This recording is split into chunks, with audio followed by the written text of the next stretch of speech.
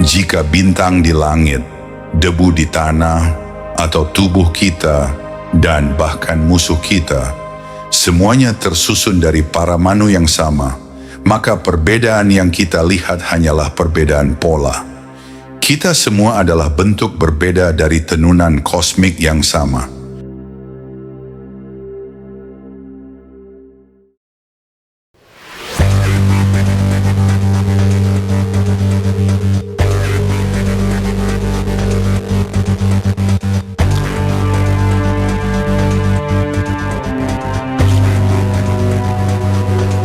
Di perbatasan antara Prancis dan Swiss berdiri sebuah mesin raksasa yang hampir tak masuk akal bagi imajinasi manusia.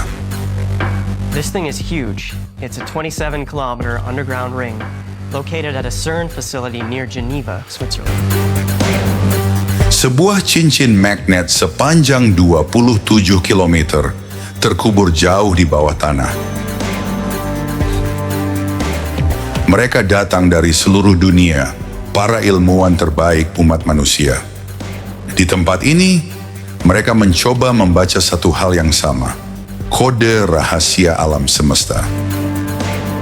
Tempat ini adalah CERN, rumah bagi akselerator partikel terbesar yang pernah dibangun manusia, Large Hadron Collider. Di dalam mesin ini, partikel-partikel subatom dipercepat hingga mendekati kecepatan cahaya, lalu dihancurkan satu sama lain. Tujuannya hanya satu, mencari tahu dari apa alam semesta ini sebenarnya tersusun. Para ilmuwan menyebutnya sebagai pencarian terhadap logika Tuhan. Namun ada sebuah pemandangan yang mengejutkan di halaman pusat penelitian ini.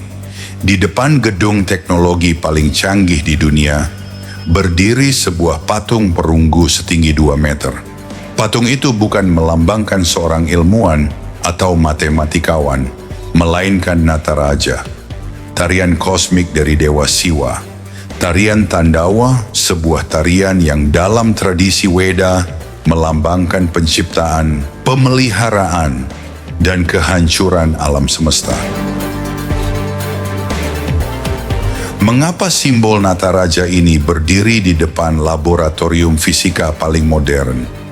Jawabannya mengejutkan. Para direktur CERN sendiri mengakui bahwa detak jantung alam semesta yang mereka kejar dengan mesin miliaran dolar sebenarnya telah dirasakan oleh para resi ribuan tahun yang lalu.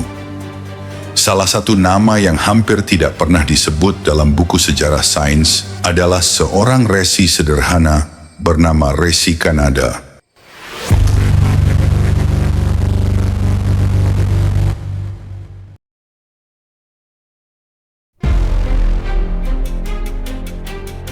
Resi Kanada, seorang pria yang hidup sekitar 600 tahun sebelum Masehi. Beberapa tradisi menyebut Kanada sebagai Kanada Kasyapa karena ia dianggap berasal dari garis keturunan Resi Kasyapa. Dan ia mungkin adalah orang pertama yang menyatakan sebuah gagasan radikal, bahwa alam semesta tersusun dari partikel terkecil yang tidak dapat dibagi lagi. Sebuah konsep yang dunia modern baru mengakuinya setelah John Dalton memperkenalkan teori atom pada abad ke-19. Mengapa sejarah hanya mengingat Dalton dan melupakan Kanada? Resi Kanada hidup dalam kesederhanaan yang hampir ekstrim. Ia sering berjalan di belakang para petani setelah panen selesai. Bukan untuk meminta makanan, tetapi untuk memungut butiran beras yang jatuh ke tanah. Butiran kecil itu dalam bahasa Sanskerta disebut kana, karena kebiasaannya memungut partikel kecil inilah. Orang-orang mulai mengejeknya dengan sebuah nama, Kanada. Namun justru dari butiran kecil itulah, sebuah revolusi pemikiran terlahir. Suatu hari, Kanada memegang sebuah butiran beras. Ia mulai memecahnya menjadi bagian yang lebih kecil dan lalu lebih kecil lagi secara terus-menerus. Sampai sebuah pertanyaan muncul di dalam pikirannya. Sampai kapan pembelahan ini bisa berlanjut? Apakah materi bisa dibagi tanpa batas? Jika pembelahan ini bisa terus dilakukan tanpa akhir, maka pada suatu titik bagian itu akan menjadi ketiadaan. Namun jika materi bisa menjadi ketiadaan, maka alam semesta seharusnya tidak pernah ada. Materi tidak bisa dibagi tanpa batas. Harus ada sebuah unit terkecil yang tidak dapat dibagi lagi.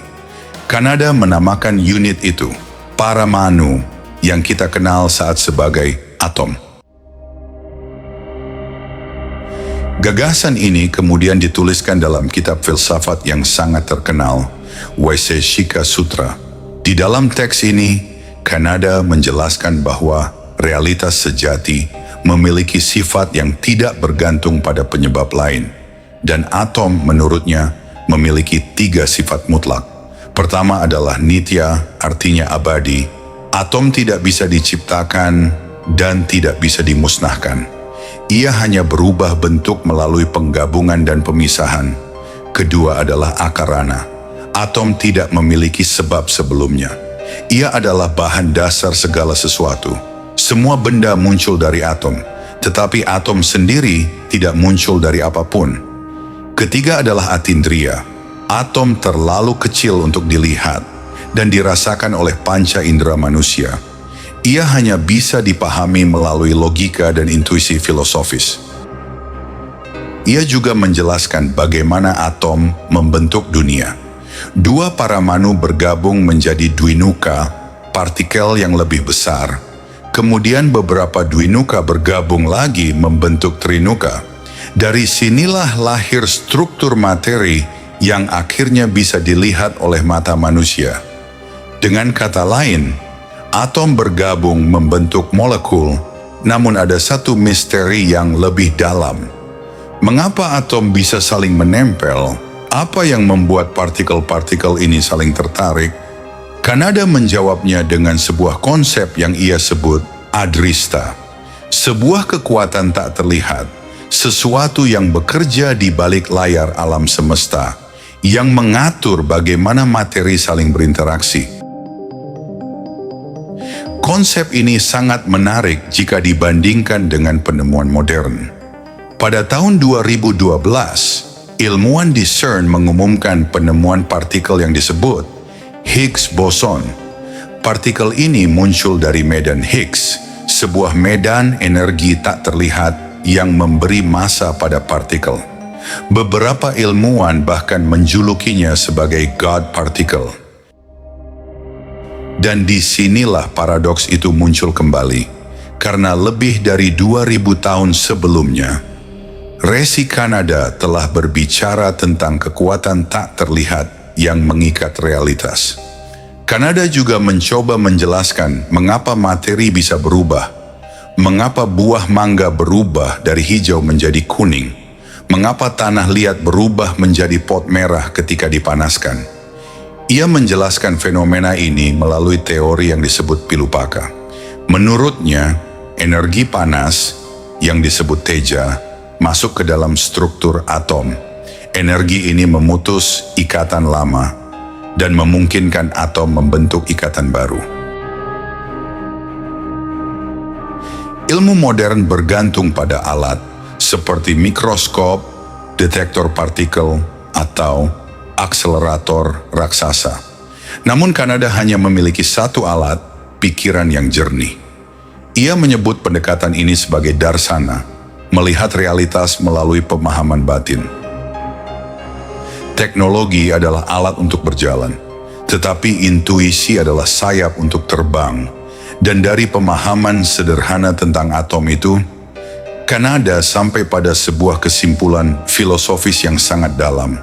Jika bintang di langit, debu di tanah, atau tubuh kita, dan bahkan musuh kita, semuanya tersusun dari paramanu yang sama, maka perbedaan yang kita lihat hanyalah perbedaan pola.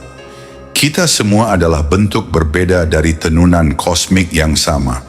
Memahami atom terkecil, pada akhirnya adalah memahami kebenaran terbesar tentang keberadaan. Mungkin itulah sebabnya ketika para ilmuwan modern mencoba memahami rahasia alam semesta di CERN, mereka menempatkan patung Nataraja di gerbangnya. Sebagai pengingat bahwa ribuan tahun yang lalu, seorang resi sederhana yang hidup di hutan telah bertanya dengan pertanyaan yang sama. Dan seperti kata para bijak kuno, teruslah bertanya, teruslah mencari. Karena perjalanan menuju kebenaran tidak pernah benar-benar berakhir.